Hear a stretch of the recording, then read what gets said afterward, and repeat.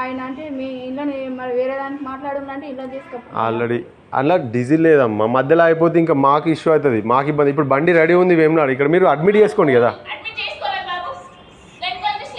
Refer చిట్టి లేని ఇప్పుడు సిరిసిల్ల ఎట్లా అవుతారు? రిఫర్ చిట్టి లేని ఎట్లా అవుతారు సిరిసిల్లకి?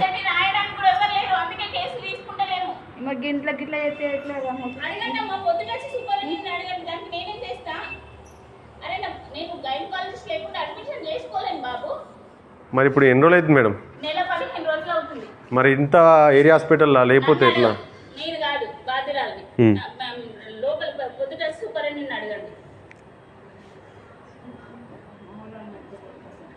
ఇప్పుడు మాకు రూల్స్ ట్యాబ్లనేమో వేమనాడు ఏరియా హాస్పిటల్ సెలెక్ట్ చేసుకున్నాం. మీరు ఇంత ఇబ్బంది పెడుతురేంది మేడం అసలు?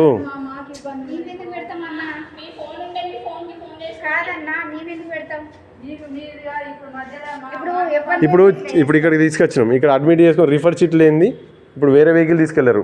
లేదన్నా ఇప్పుడు శిక్షలో ఎంత అంటే వాళ్ళు వేసుకుంటారు కదా, అక్కడనే ఉంటుంది మేడం.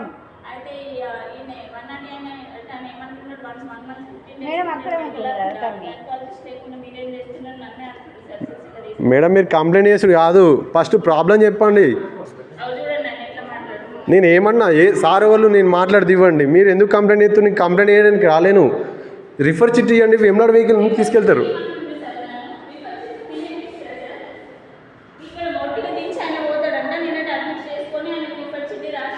వేమనాడు వెహికల్ ఉందని చెప్పండి మేడం. నేను ఆ మాట అనలేను. మేడం లేకుండా ఎందుకున్నారు అనలేను. సిస్టర్ మేడం లేకుండా ఎందుకున్నారు అనలేను. మీరు కంప్లైంట్ చేస్తారు సార్కి, నేను అట్లా అనలేను.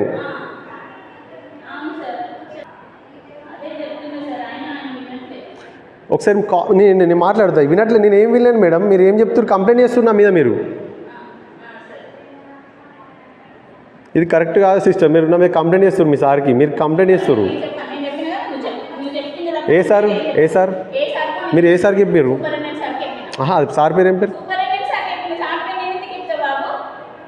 మీరు కంప్లైంట్ చేస్తున్నా మీద, నేను ఏమన్నా ఫ్యూల్ లేదు మాకు ఇప్పుడు నియర్ హాస్పిటల్ అడ్మిట్ చేయాలి కదా మేము.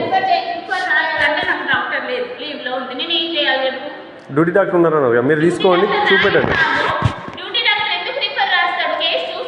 ఇప్పుడు ఒకటి వేరే వెహికల్ రావాలంటే రిఫర్ చిట్ కావాలి.